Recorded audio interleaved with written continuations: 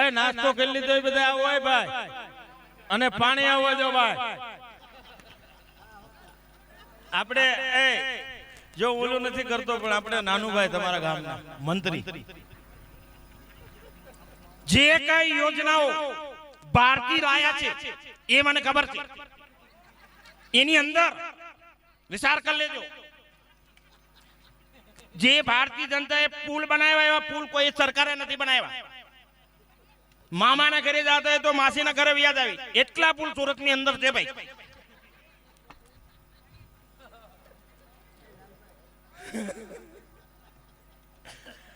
પણ મજા છે સાહેબ. અને હકીકત કલાકાર કોઈ મોટો નથી, ઓડિયન્સ તમારે જેવું હોય ને તો મજા આવે. બાકીના કોશ ખાઈ ગયા એમ ગળે હોય આમ બેઠો હોય ને ગમે એમ ગાવી તો કેમ મેળ આવે. પણ મજા છે. બેન ને સાંભળવા છે, જીવનનો લાવો છે. નિયા બેન બહુ મીઠડું ગાય છે સાહેબ, પણ ચા આપી દો અને પાણી લાવી દો એટલે આ બેન પછી વગાડવા વાળા ઠાકે ને ગાવા વાળા ઠાકી જાય. અને અવળું છે આમાં, આ વધુ મહેનત આવડા કરે એને પેમેન્ટ ઓછું આપે, અને આ ખાલી આમ કરે એને લાખ લાખ આપે. તમે 8 કલાક 8 લાખ રૂપિયા કલાકાર ના આપો ને તોય આમ કે છે નગર મેં જોગી આયા, નગર મેં જોગી આયા. પછી 5 લાખ આપો ને તોય કલાકાર નગર મેં જોગી આયા, નગર મેં જોગી આયા. પછી 2 લાખ આપો ને તોય નગર મેં જોગી આયા, નગર મેં જોગી આયા. લાખ રૂપિયા આપો ને તોય નગર મેં જોગી આયા. પછી 10,000 આપો ને તોય નગર મેં જોગી આયા. ક્યારેક પૈસા જ ન આપી એમ નામ આવ્યો હોય તોય નગર મેં જોગી આયા. સબસે બડા તેરા નામ, તેરા નામ. તો મફતમાં આવતો 8 લાખ ની અડાડા હવે તમને આપશે, વગાડનારાને આપજો ભાઈ. નાના ઘરનો ડાયરો છે, મજા છે. પણ મુકેશ ખન્નાએ ભીષ્મનું પાત્ર લીધું છે મહાભારતમાં. ઈને જોઈને તો આપણે જો આ આવું ભજવતો હોય તો ઓલો હશે ભીષ્મ કેવો હશે સાહેબ. મહાભારતના યુદ્ધમાં ભગવાન કૃષ્ણ અને અર્જુન યુદ્ધ કરતા હોય, ચાલુ યુદ્ધે પાતાળમાં આવ્યા જાય એટલે ભીષ્મે નક્કી કર્યું યુધિષ્ઠિરને બંદી બનાવવું તો યુદ્ધ સમાપ્ત થઈ જાય. એટલે આમ ભીષ્મ રથ લઈને જતા ને તો સામે અભિમન્યુ આવ્યો. અભિમન્યુ કે સાવધાન. તારે ભીષ્મે કીધું કોણ પુત્ર કોણ, तुम्हारे परिचय बताओ पुत्र, परिचय बताओ. मैं अर्जुन पुत्र अभिमन्यु हूँ, मामा कृष्ण का शिष्य धन पुत्र धन, क्योंकि बाव में खेलने वाले बच्चे मेरे सामने तीर लेकर खड़े पुत्र तीर. પણ જો આ યુવાનોનો કે હું તો ગામો ગામ આ જોક્સ વાત કરું છું હો, બધા યુવાનો વડીલને બહુ ખોખલાવે. તમે સાના માના બેહો તમને આમાં કાંઈ ન ખબર પડે, તમે સાના માના બેહો આમાં તમને કાંઈ ન ખબર પડે. પણ વડીલને જેટલી બુદ્ધિ છે ને, અય અવાજ વધારો ભાઈ, ફરમાશ આવી. હાલો હાલો. અને આ હવે આવું સાઉન્ડ હોય અને આવું ઓડિયન્સ હોય ને તો આ બોલી શકાય. અમુક જગ્યાએ સાઉન્ડ નું નથી બોલાતું. એક જગ્યાએ મેં કીધું હાલો રેડી રેડી, તો આગળથી 5 જણા બોલે કે 5 વાગ્યા રેડી છે તું હાલવા દે. મેં કીધું એ નહીં ભાઈ, હું આનું પૂછું છું.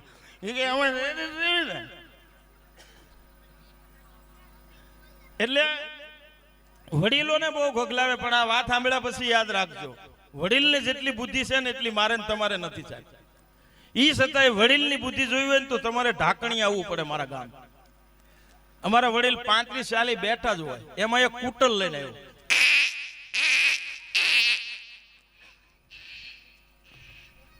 ના હમાગરી કેવું હું સાઉન્ડમાં સાઉન્ડ રેડી છે. એક ભાઈ જોરદાર તાળીઓથી બતાવો, સાઉન્ડ રેડી છે, નગર ગળા બેહી જાય. તે ભાઈ કુટર લઈને આવ્યો ને તો અમારા વડીલો બેઠેલા કે રામ રામ. તો બોલો કે રામ રામ. અમારા વડીલ કે ક્યાંથી આવો? કે બોટાદ થી આવું.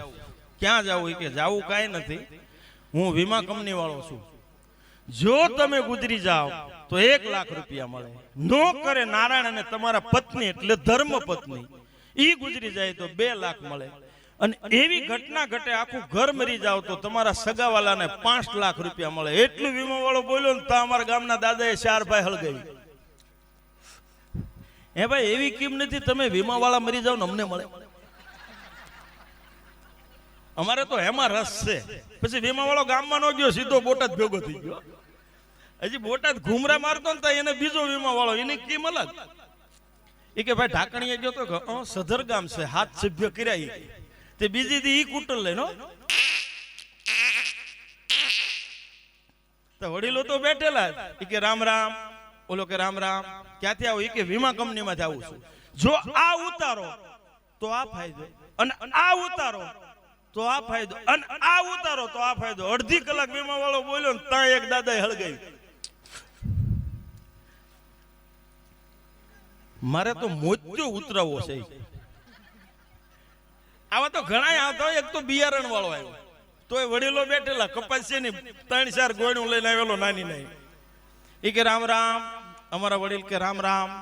કોના ઘરે? કે કોઈના ઘરે નહીં. બિયારણ કંપનીમાં આવું છું. કપાસનું બી એવું છે બિન પીત ઓછા પાણીએ ઉત્પાદન થઈ જાય. ત્યાં એક દાદાએ હળગાવી. ઈ કે ઓલા પાણા ઉપર મેક તો ઉગે છે? તો કે ના નો બિન પીત ગમે ના વાવો ના ઉગવું પડે. બિન પીત ઓછો છે ને તમે આમણે ખેડૂતને ગોદડું નથી રહેવા દીધું તમે. પછી ગામમાં નો આવ્યો એમ કે પાદરમાં જો આવા મળ્યા ને ગામમાં કપાસિયા ખવડાવશે. એટલે વડીલ છે. પણ કોરોનામાં બેનો એવા લોસા થયા હતા. જો ઉપર જાવી તો ડોન આવે ફોટો પાડે અને બહાર જાવી તો મોર બોલે અને ઘરમાં રહે તો કોયલ કોક આંખ છે. અમારે જાવું ક્યાં એમ થતું હતું. પણ અમારે ના તિરુમાલા બાજુ એક સોર પીડ્યો રાતે 2 વાગે એક જગ્યાએ સોર પીડ્યા હતા. એક ડોશીમાં જ હતા. આખા ઘરમાં સોર ફાંફા મારતા તો ડોશીમાં જાય એક કોણ છે અડધી રાતે? તો સોર કે મોરો મોરો આ તો જાગે છે. તો બીજો સોર કે બધા ઘરના સભ્યો કઈ ગયા? એ કે બટા મને કોરોનો થયો ને એ બધા ફાર્મ હાઉસમાં છે. પછી સોર બાણે જ ન ભાગ્યા બારીએ જ ભાગ્યા. એ કે મરો આમાં તો મરાઈ જઈશું. પણ આ પેટી રહી ને આ લાખ રૂપિયાની છે. આ વડીલોને ખબર છે 40 વર્ષ પહેલા આવા નહોતા. એક જ ધમણનું 4 ગામ રખડ્યું તો એક જડે. અમારા ગામમાં ભજન રાખેલા માળિયામ પડેલું વર્ષોથી ઉતાર્યું. આ બધું ગોઠવું ભજની કે શરૂ કીધું કરો. એ કે સદગુરુ વાસ આવે છે. પછી ડબ્બા ખોલ્યા કોથળા ખોલ્યા કીધું કાંઈ નથી શરૂ કરો. એ કે વાસ આવે છે. પછી પેટી ખોલીને તો આવડો ઉંદર આમાં પડેલો. ગમે એમ કરો તો ગાય કે પણ એક જોક કહી અને બેન ને સાંભળવા છે. બધા તૈયાર થઈ ગયા ને? હે ભાઈ રેડી રેડી રેડી. જો એક મારો ભગવાન જાણે મેં વાત સાંભળી ઘરનો ડાયરો એટલે દિલ ખોલીને વાત કરી દઉં. અહીંથી પ્લેન ઉપડે ને પ્લેન એમાં 3 પેક આપે છે. સમજી લો અમેરિકાનો હોય ઈ 3 પેક મારે એટલે લેપટોપ કાઢીને એની અંદર પિક્ચર જોવે. સમજી લો ઓસ્ટ્રેલિયાનો છે ઈ 3 પેક મારી જાય એટલે મોબાઈલમાં ગેમ રમે. પણ નો કરે નારાયણ. ભારતનો ને એમાંય કોઈ ગુજરાતનો હોય તો નહીં પણ કદાચ ગુજરાતનો હોય ઈ 3 પેક મારી જાય એટલે સીધો પાયલોટની રૂમમાં જાય ગઈ લાય બલૂમ હું આંકી લઈ. કારણ કે લાગી ગયું હોય ત્યાં. પણ મજા છે સાહેબ. બેન ને સાંભળવા છે. જીવનનો લાવો છે. બહુ મીઠડું ગાય છે. એટલે જોરદાર તાળીઓથી બેન ને વધાવો. આટલી તાળીઓ કેમ ગાય છે?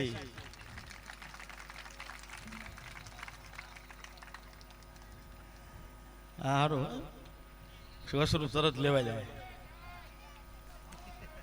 હવે અજય જયભાઈ છે કોણ? પરેશભાઈ આવો આવો.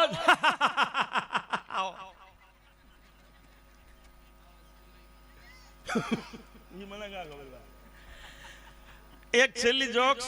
એક અમેરિકાથી પ્લેન આવતું હતું. એક પાયલોટ રેડી બાકીના 250 ગાંડા જેમાં ભારતમાં ઘટતા એમ આય મેકલતા. હજી પ્લેન ઉપડવાની તૈયારી થઈને તો આપણો ભારતનો એમાં 99% મને ભરોસો છે આપણો સુરતનો કોક છે. ઈ કે ભાઈ મારે હિન્દુસ્તાન જવું. ઈ કે રહેવા દે આમાં બધા ગાંડા છે. ઈ કે જે હોય મારે સુરત પોગવું પડે એવું. હવે વિચાર કરો એક સોસાયટીમાં એક ગામમાં એક ગાંડો આવે તો હુવા ન દે તો એક પ્લેનમાં 250 ગાંડા કેવી પોઝિશન થાય? પાયલોટ કે બેહી જાય, સુરત વાળો બેઠો અને પ્લેન જ્યાં ઉપડ્યું ને ત્યાં તો પાણીના બાટલા ખા કરે હો ગાંડા.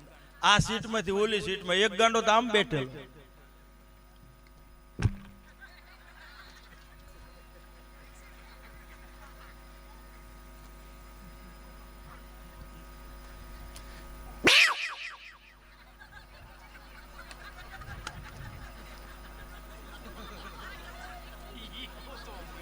એ બિચારો કહેતો પેટ બુસેટમાં મીંદડું પહેલી વેલી ભાલ્યું. પ્લેનમાં એટલું તોફાન કરતા ને પાયલોટે અવાજ કરી સુરત વાળાને કે આને કઈક સમજાય, નકર આ પ્લેન હિન્દુસ્તાનમાં નહીં જાય, દરિયામાં નાખી દેશે કઈક કે. પણ અડધી કલાક એવી ગઈ ને તો હાવ શાંતિ, સહેજ પણ અવાજ નહીં હો. પછી પાયલોટે સુરત વાળાને કીધું એટલે તે હું કીધું? ઈ કે કાંઈ નહીં. તો તે કર્યું હું? ઓલો કે કાંઈ નહીં. તો શાંતિ કેમ છે? પછી સુરત વાળો બોલ્યો, મેં ખાલી એટલું કીધું રસોડામાં ન રમાય, ફળિયામાં વયા જાવ, મેં બારણો ખોલી નાખ્યું છે. 250 નાખીને આવ્યો, કારણ કે સુરત વાળો પાછો જ નહીં પડે શેર માર્કેટ સિવાય. એક તમે ને ટૂંકો દાખલો દઉં. ટ્રેન જાતી હતી, ટ્રેન એમાં અમેરિકાનો બેઠેલો, એક જર્મનનો બેઠેલો ને એક આપણો સુરતનો. અમેરિકાનો ઉભો થઈને બે બેગું ખોલી કરોડો રૂપિયાના સાલું ડોલર બતાવે. એ કે હા, બે બેગું ફિટ કરીને સાલું ટાઈને ઘા કરીને બોલ્યો કે ઓ, એ કે અમારે ડોલરની કોઈ વેલ્યુ જ નથી. ત્યાં જર્મન નો ઉભો થયો, એને બે બેગું ખોલી, એમાંથી 30 બાકસમાં હમાય એવી 30 50,000 ની હો. પાછા બે બેગું ફિટ કરીને સાલું ટાઈને ઘા કરીને બોલ્યો કે ઓ, એ કે અમારે કપડાની કોઈ વેલ્યુ જ નથી. ત્યાં આપણો સુરત નો ઉભો થયો, હાથમાં કાંઈ નહીં. બોલે કે ઓ, કોના દીકરા થતા બે ઉભા થાવ, બે થી બે ના બાવડા ચાલીને સાલું ટાઈને ઘા કરો. બોલે કે ઓ, એ કે અમારે માણાની વેલ્યુ જ નથી. બહુ અઘરું છે. ગુજરાતમાં જન્મ લીધો એટલે આપણે પૂરું બધાને પાડવાની જ વાત. હમણાં એક બોર્ડ માર્યું હતું વરાછામાં, ગમે ના અનુભવ માટે મળો, આઈડિયા માટે મળો. તો એક ઓસ્ટ્રેલિયામાંથી 300 ઘેટા લઈને આવેલો. એ ના ગયો, એ કે બોલો ભાઈ, એ કે મારા ઘેટા 300 છે, એને શરદી થઈ ગઈ. તો કે હા, સુરતમાં ઠંડુ વાતાવરણ, તમે કચ્છમાં લઈ જાઓ. 300 ઘેટા કચ્છમાં લઈને ગયો ને તો 150 મરી ગયા, 150 વિધ્યા. પાછો આવીને ઓફિસે તો આપણો સુરત વાળો કે બોલો ભાઈ, તો કે તમે નતું કીધું કચ્છમાં જાઓ? ના, 150 મરી ગયા. કે હા, ના બહુ ગરમી પડે, એમ કરો જુનાગઢ લઈ લો. તે 150 ઘેટા લઈને જુનાગઢ ગયા, ના હાવજ ઉપાડી ગઈ, ખાલી પાછો આવ્યો. આવીને નિબરો થઈને બેઠો આમ. તો આપણો સુરત વાળો કે બોલો ભાઈ, કે તમે નતું કીધું જુનાગઢ લઈ જા? મારા 150 ઘેટા ના પૂરા થઈ ગયા. ત્યાં સુરત વાળો રોવા માંડ્યો.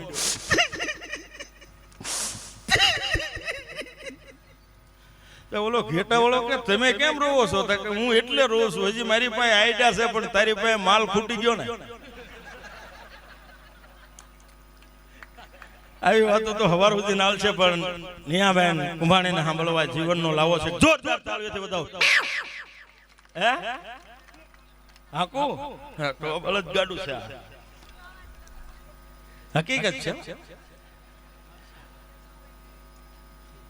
મારો ભાઈ બોટાદ અને એના ગઢડા જમીન છે મોટા. તે નાથી મરસા લાવે ને પીઠમાં વેચી દે 700 રૂપિયા ગાંડી, 600 રૂપિયા. તે ઈ ઓલે છૂટક વાળો વેચે ને, એ લઈને તે કે વલ્લભભાઈ તમારી મરસામાં આજ હું 600 રૂપિયા કમાણી. તો મારો ભાઈ વિચાર કરે કે ભાવવાનું આપણે, જમીન આપણી, મહેનત આપણી, આપણને 100 રૂપિયા મળે ને આપણે વેચવીએ ને 700 મળે. એ છૂટક વેચતા હતા. તે મારા ભાઈ ઘરે કીધું જ ને, ઈ બજારમાં બેહી ગયા કોથળો પાથરી, પાણી છાંટી. એ હાલો બેન 10 ના 250, 10 ના 250. બે દી સારું આવ્યું. ત્રીજી દી બે બેનું આવ્યા. એ કે ભાઈ તમારા મરસા તીખા બહુ છે. તો મારો ભાઈ કે હું બોલ્યા બેન? એ કે તીખા બહુ છે. તો આખું મરસું મારો ભાઈ ખાઈ ગયો. એ કે કાં તીખા છે? તો બીજી બેન કે હાવ પોત જેવા શું લેવા?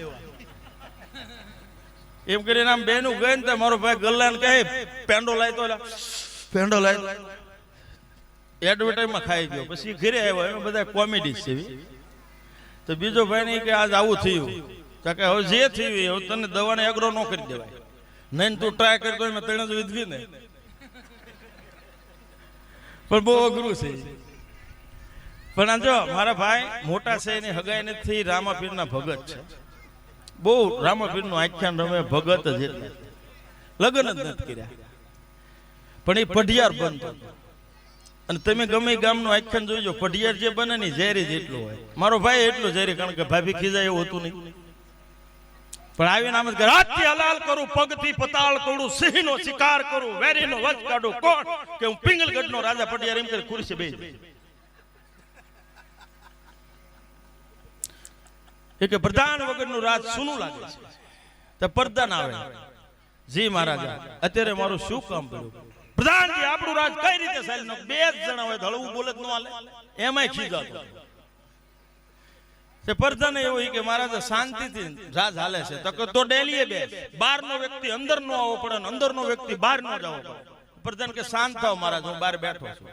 હજી પ્રધાન બહાર બેઠા ને તો પંડિત આવે. પંડિત આવીને પ્રધાનને કહે, રે પ્રધાનજી તમારા મહારાજાને કયો કોઈ ભૂદેવ મળવા માંગે છે.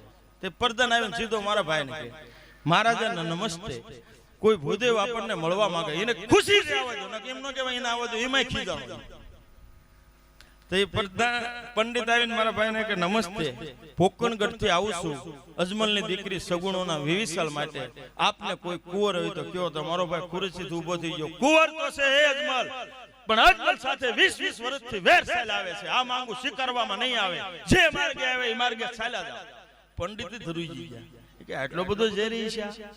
પછી એને દલીલ કરી, અરે મહારાજ, કાં તો દીકરી દીધે વેર વળશે અને કાં તો દીકરી લીધે વેર વળશે, નકર કાયમની માટે વેર ઉભા રહેશે. તાં મારો ભાઈ ઢીલો પડી ગયો.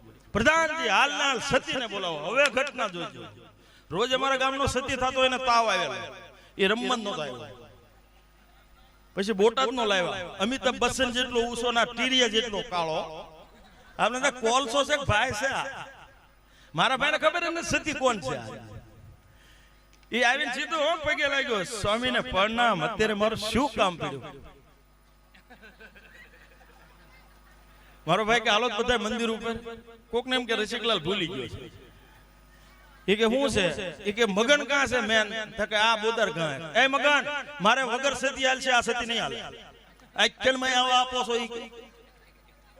પણ બેન ને સાંભળવા જીવનનો લાવો છે, પછી બીજો રાવણ લઈ નિરાંત ને આ ઉતાવળ જેવું છે. એટલે જોરદાર તાળીઓથી બધા પકો કાંઈ ગયો પાછો. એક ના ગોદવી તો બે ખોવાઈ જાય. હકીકત આપણને ગળું બીજ ને એક બિલાડી ખીર ખાઈ ગઈ, જો એનું ગળું બીજું, એ બિલાડી આમ કરતી આમ